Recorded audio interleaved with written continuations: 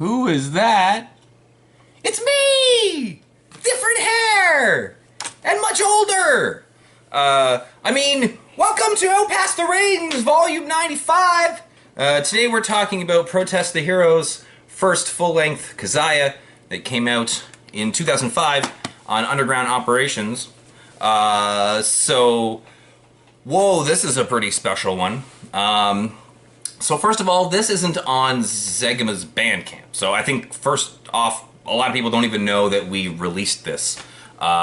This is an after-the-fact release, but as per usual, I'm getting ahead of myself. So let's go back, shall we? The year is, I don't know, maybe like 1999 or so, and my brother, Mike, became very good friends with Luke and Mo, who were in the grade underneath him, and I don't remember how they met. I just know that they all went to the same school, Dr. Robert Thornton, where I also went. And one day he just came home with these two kids, and they were really funny. And yeah, so I thought they were cool. And about that time, I was just getting into punk music, and then Mike got into punk music. And I don't know if he got them into punk music or if they got into punk music simultaneously, and then everyone kind of just converged there. But they would come over to my house, and I remember, talking about 88 Fingers Louie with them. And I got a bass at some point around that time, and Mo came over and showed me how to play Go Away, probably, on bass. Thanks, Mo.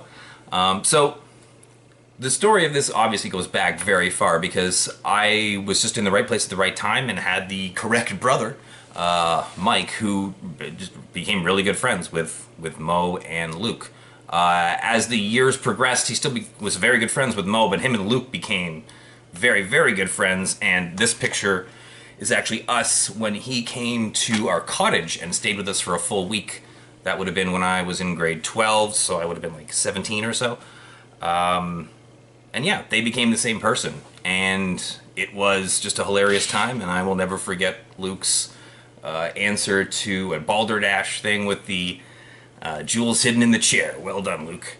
I keep saying Luke. I should probably mention that my son is Lucas, and I straight up named him after knowing Luke Hoskin because I always liked his name, and he was a cool guy. So when I met my wife, but then girlfriend, I told her, like, when we have a kid, if we have a kid, I really want to name him Lucas, and lo and behold, it happened. So my son also knows that he does take his name in part from Luke Hoskin, so that's pretty cool. Where to go from there? Okay, so they started a band called Happy Go Lucky in, I would guess, the late 90s, and they were 15 or so at the time. They had another guy, Tim, and then two people that I didn't know because they went to other schools, and that was Rhodey and Arf. Rhodey on vocals and Arf on bass. So I remember going to their very early shows and being like, wow, like everyone else in Whitby, Ontario, and like Oshawa and stuff was playing like ska punk. And Happy Go Lucky kind of started out playing that style as well. And okay, oh, I forgot about this. I was just gonna say, I'll never forget, but I just forgot. But then I remembered, because I'll never forget, that Luke Hoskin came over to my guitarist Joe's house to jam with us for some whatever reason, and Luke was showing him Silent Genocide. It's like, this is the song that we're writing right now. He's like, can't figure out how to he said something about like harmonics, and I remember Joe showing him on guitar. He's like, you just like do this, and then all of a sudden Silent Genocide was written, and everything after, like, they were already pretty technical. Another story, my very first show that I played with the band In Debt, when I played bass for them in high school. We played our first show with them, and at that show, the band played, well, number one, Arf busted his bass string, and I remember lending him my bass, and I remember listening to my bass being played by Arf and just being like, oh my god, I'm so bad at bass! He is so good at bass! 4 years younger than me too at that time. Very wow. So they played a cover of Anti-Flag. And Luke told me I can't do the solo parts. I'm just gonna like do something else. And that is very funny in retrospect because Luke is a ridiculously good guitar player and, you know, could just run circles around that kind of stuff now. So it's funny to go back and remember that. So they were playing shows. I liked them. It was really snotty punk kind of at that point, right before they got into the more mathy metallic stuff. I was incorporating that. So I remember not liking the vocals that much at first. Sorry, Rhodey. I remember being like, I wish Luke was the vocalist. Because Luke had like a cleaner voice and Rhodey was really in like the snotty punk spectrum. And then they changed their name, good call, to Protest the Hero right around the time that they released this in 2002. So this is the very first Protest release. I can't remember if it was limited to 500 or 1,000.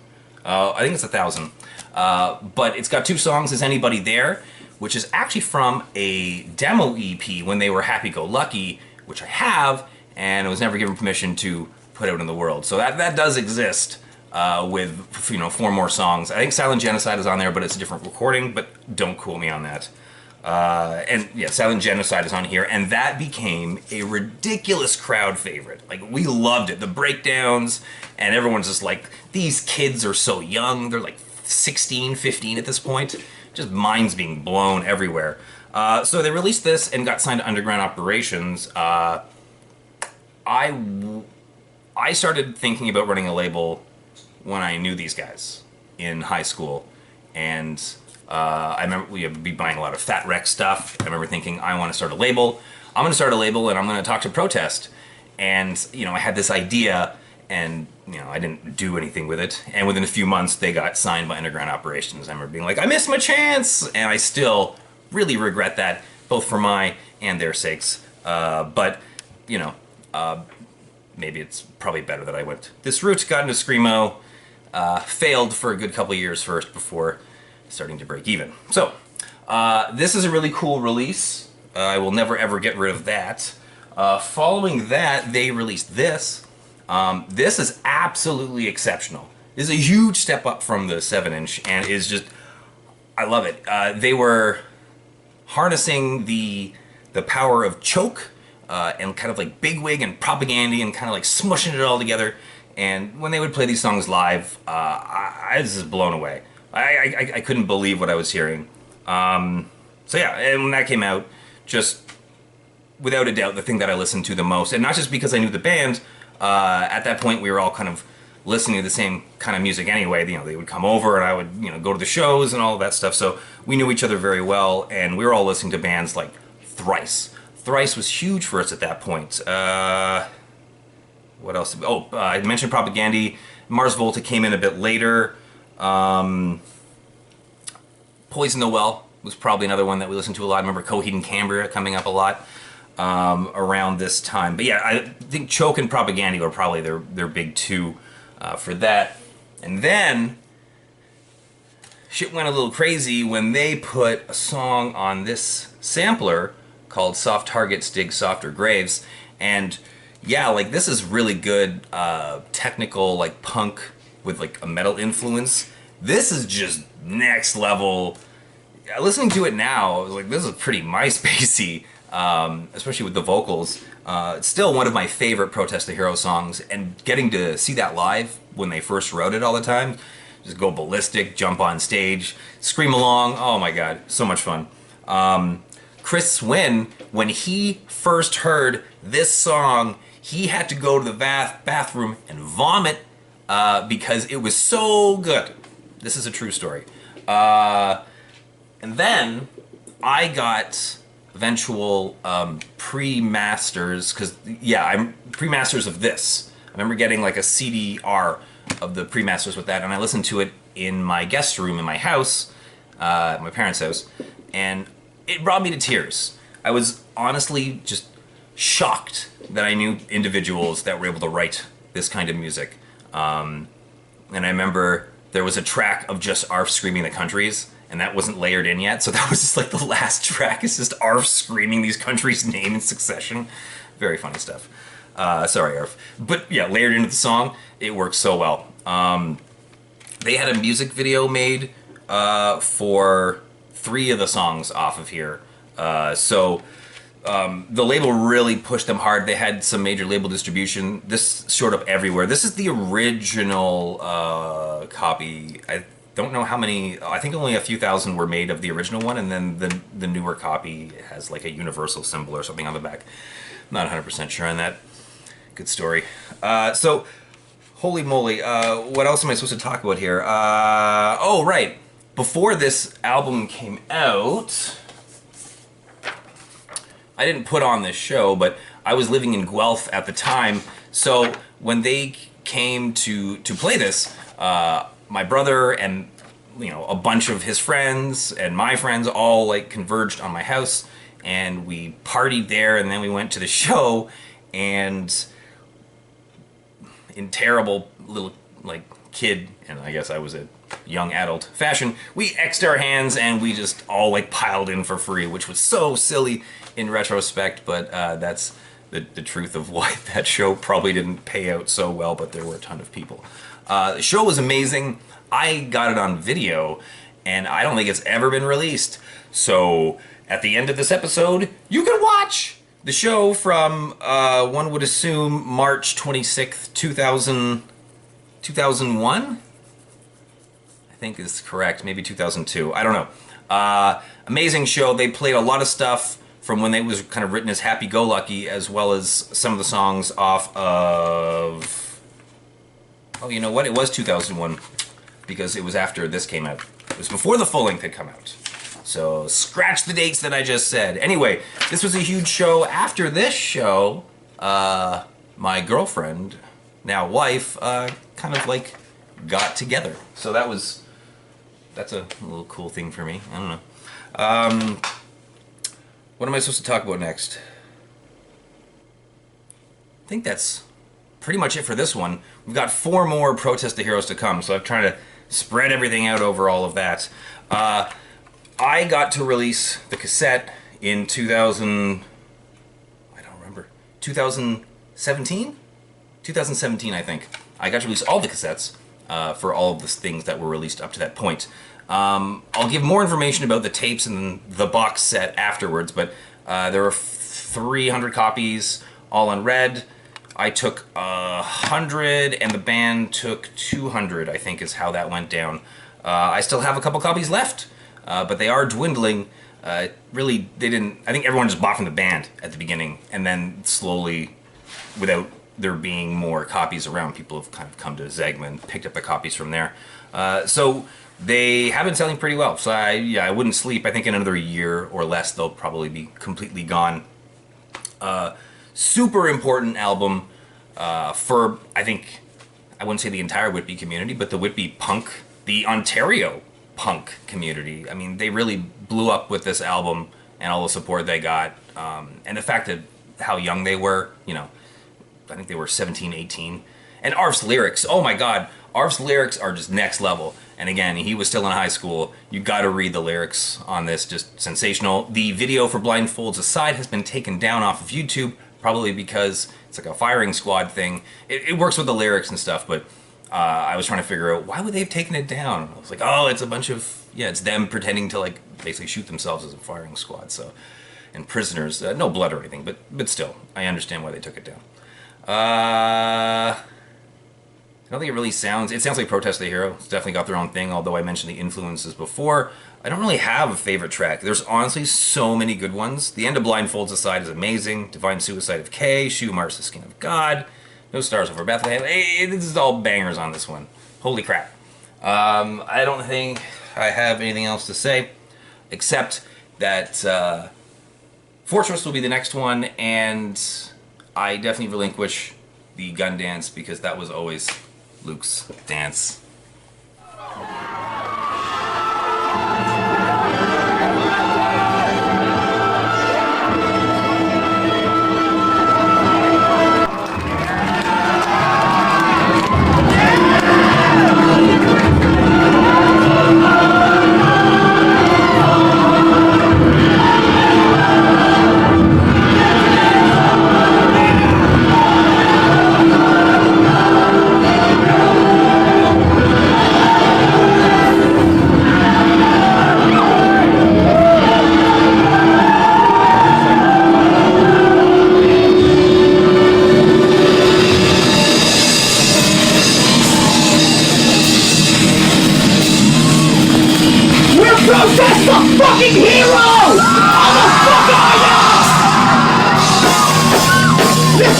about to all of you! It's about to you! It's about taking back the motherfucking system! Because together we're stronger than any fucking system! Than any fucking politician! Than any fucking border! Let's back!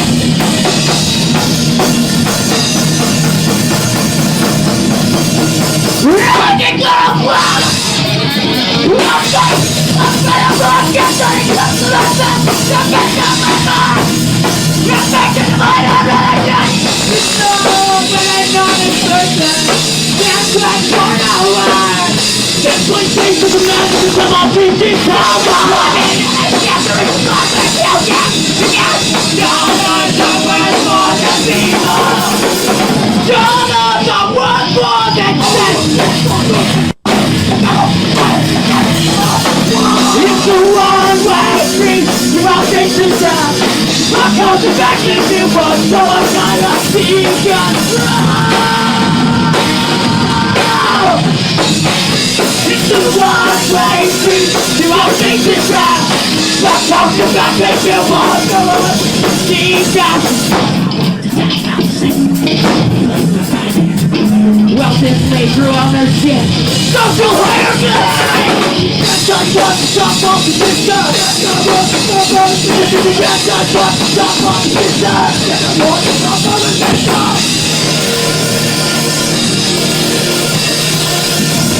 Top love, top one more! And I want everything! For the Johnny to do! With a family to feed! Top love, top one more! And I want everything! For the Johnny to do! With a family to feed! We are the workers! It's all right! Disappear!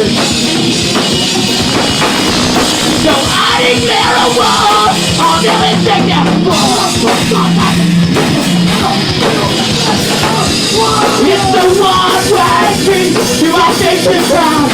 From down to back into one, so I'm gonna. It's the one-way street to our station ground. From down to back into one, so I want to topple the system. Yes, I want to topple the system. Yes, I want to topple the system. Yeah, I want to topple the system. Yes, I want to topple the system. Yes, I want to topple. Yes, I want to topple the system. Yes, I want to topple the system. The song's called Let It Stray.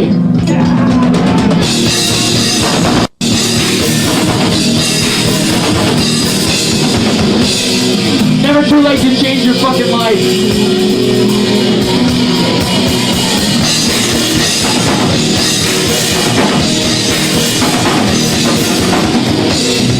No time, can't you wait? I'm giving that nothing we all go through the night. We didn't know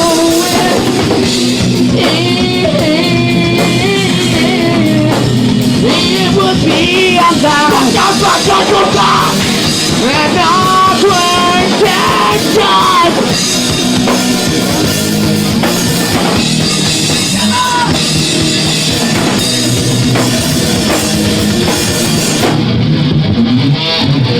Ladies and gentlemen, Lucas Boston.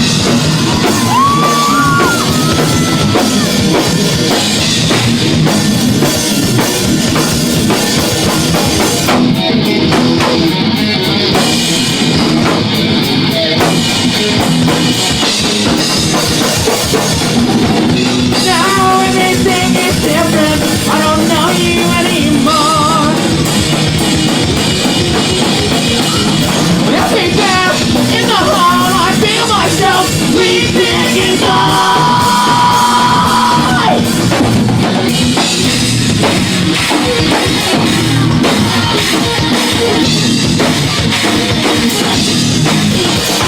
Knowing not the friendship that once was, that's what I do.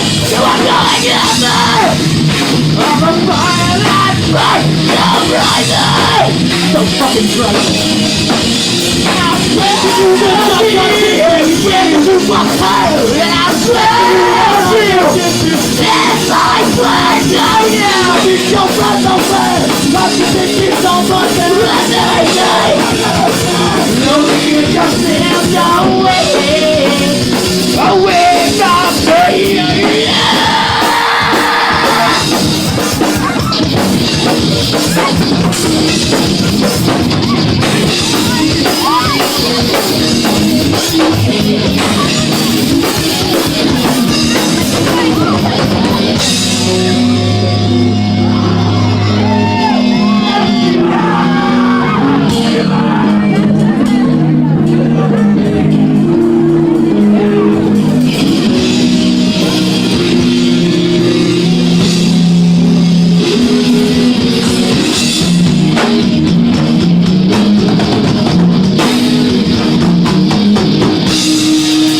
Is everyone doing tonight? I want to see you all going fucking insane. It's coming. It's coming. Oh, let me take a step, but I'm not using it. I'm off the fading to run till I run. I swear to you. I swear to you, if you'll run away, nothing that is over there. Only in this way.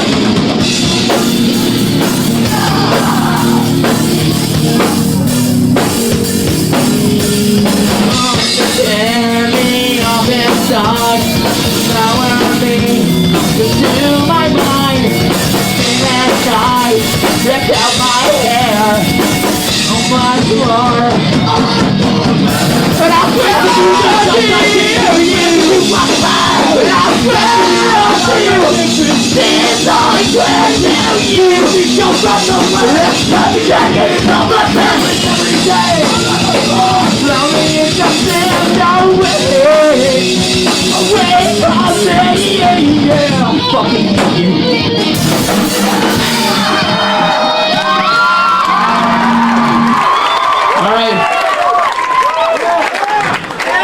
Take some time now to thank fucking everyone here. We want to thank the dungeon staff, Jim, his wife, Rob. We want to thank Bo. We want to thank the fucking bands. We want to thank all of you. I want to apologize to you because I'm skinny and it's disgusting.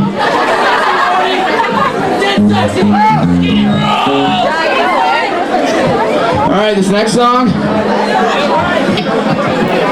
This next song is about Matthew Shepard.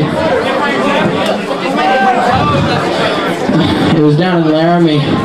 He was a homosexual. And he died for being a homosexual. Basically the song states that's enough of that fucking bullshit. You shouldn't have to put up with any more of that.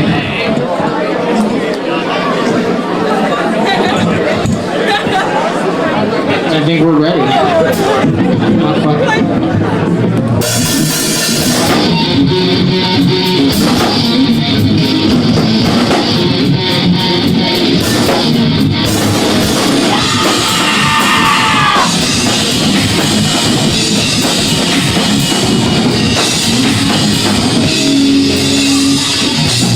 Compassion is shit. Stop looking way down and look up again. Fire is meant. Emotion will never extinguish these flames and action.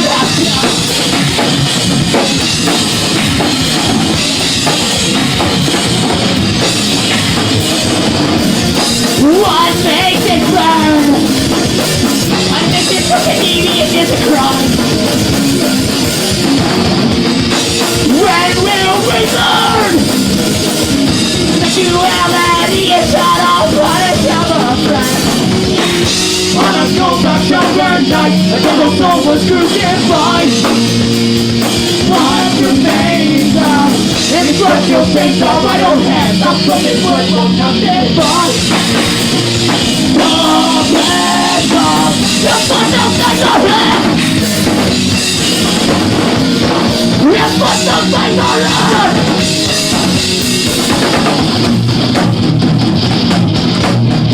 Without action, it's like to shake all of our fucking hands.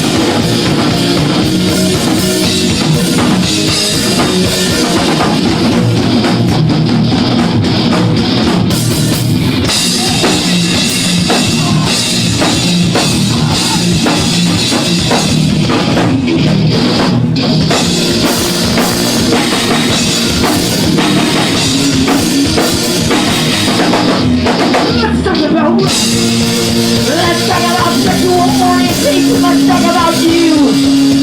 In an entire phobic nation, will you follow me down? And we now separate us up with the head. Back down to the head of the beach and the crowd. Let's talk about pride.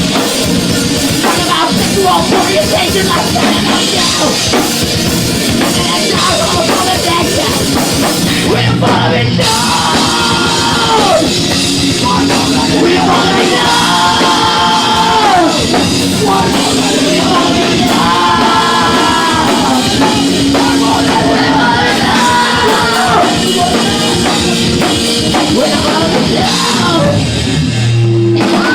This song is called The Mysterious Sin.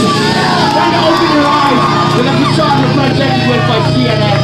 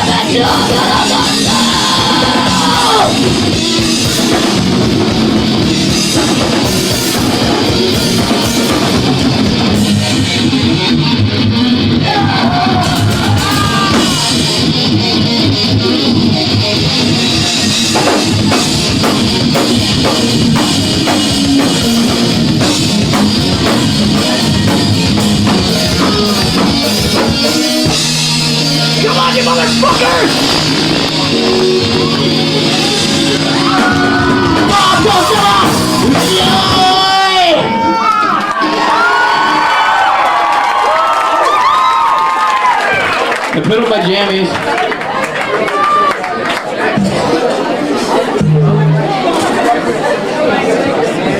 Next song's called The Requiem of Banks. I know you're thinking of Requiem for a Dream. Whatever, shut the fuck up.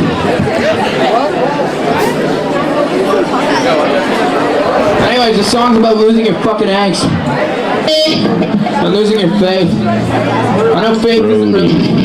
Yes? Robert? Bert? Anyway. Tell your guitar player on your left. So you're right to turn up a bit. Someone turn up a bit. Luke. Alright, anyways. There you go. Okay. Because you're like sitting me next to nothing. So. Alright. Well, I know that faith isn't exactly the coolest thing in the world to have. But what happened to the pink hair? Nothing. But it doesn't fucking matter. I don't care what your faith is in, whether your faith is in God, whether your faith is in music. It doesn't give a... I don't fucking give a shit. Just as long as you have some faith. Yeah! No matter what the fuck anyone says, whether it's cool or not. Who gives a shit? It's what you believe. And the song's about holding on to what you believe in. Even if they cut up your pink hair? Even if they cut off my pink hair. And replace it with this.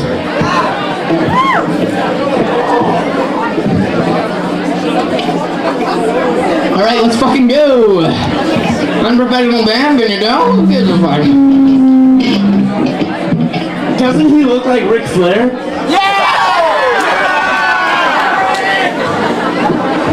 And apparently it's Madison G doing our lights. I'm not sure if that's the right name. Whoever's doing our lights, thank you very much. Thank you. We really appreciate it. Rob, you too, buddy. Natalie G. Natalie G. Sorry. Heavy P?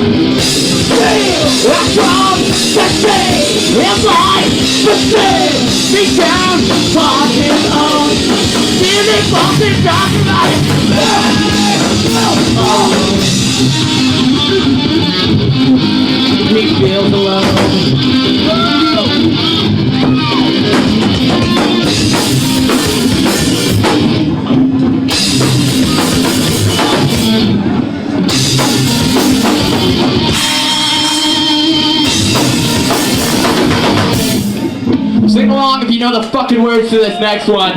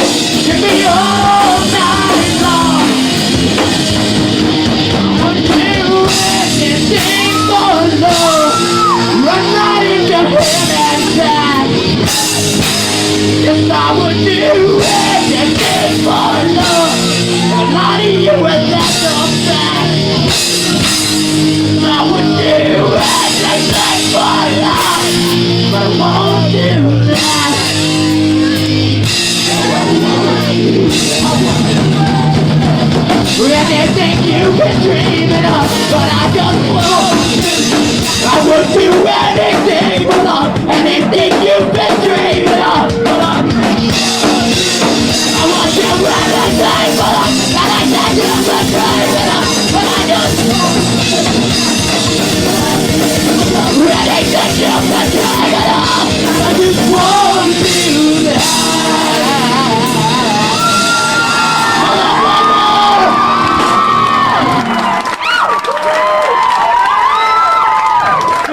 This next song Fifth Commandment! is a happy song. It's not Fifth Commandment, but it's Justify! It's not Justify either. The song is informally called Bombings, mainly because we haven't thought of a name for it. Alright, it's about Western terrorism. I mean, you know what I'm talking about when I say that. And now we're talking about the George Bush fucking administration. That is terrorism. The war on terrorism starts on the fucking home front. Let's start fighting the real fucking enemy. On another note, thanks for coming out. Thanks for being such a awesome crowd. This is our last song. So let's go fucking nuts, fucking bastard.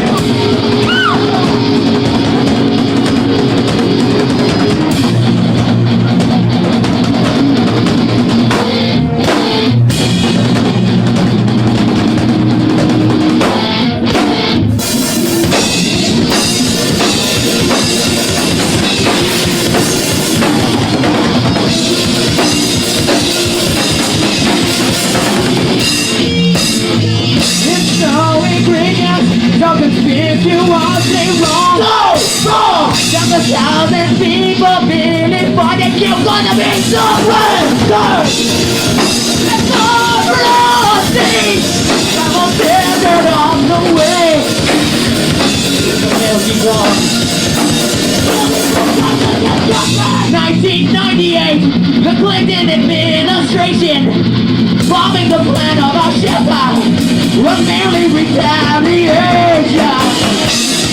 That's that's just messed up for so many nights. Let's day by day. That's all it's going to right. Bombing won't justify bombing. That's what I justify that. Doesn't self-justify nothing. Terrorism is defined by official U.S. documents. It's a calculated use of violence, or the threat of violence, to achieve goals that are political, ideological, or religious in state. Like on the night! Look at us!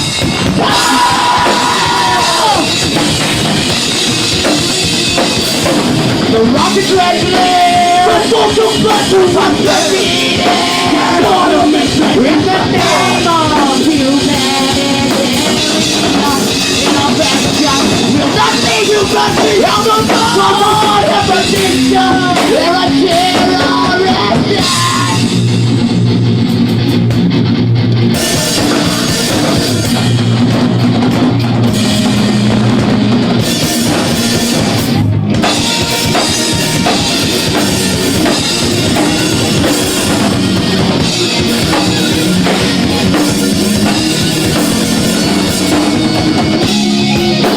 Bombing won't justify bombing. Death will not justify that.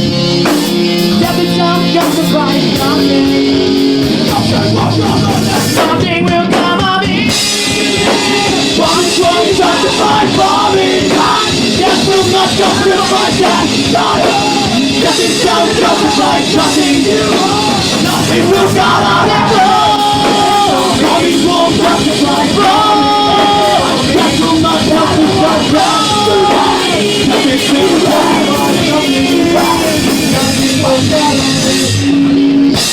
Thanks a lot. We'll protesting here. Let's fuck out of here.